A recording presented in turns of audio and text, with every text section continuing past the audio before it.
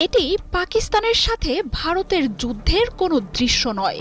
কাঁধে ক্ষেপণাস্ত্র লঞ্চার নিয়ে ছুটছেন যোদ্ধারা, এগিয়ে চলেছে ট্যাঙ্কও, রয়েছে মিসাইল সহ অত্যাধুনিক প্রযুক্তির সব অস্ত্র।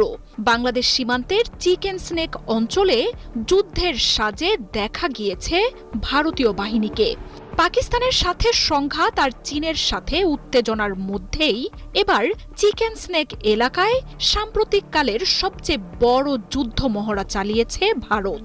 তিস্তা প্রহার নামের এই মহড়ার ছবি ও ভিডিও প্রকাশ করেছে ভারতীয় বাহিনীর ত্রিশক্তি কর্পস।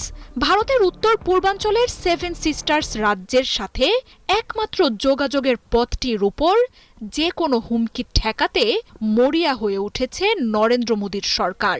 সাথে বার্তা দিচ্ছে চিকেন স্নেক সংলগ্ন দেশগুলোকেও।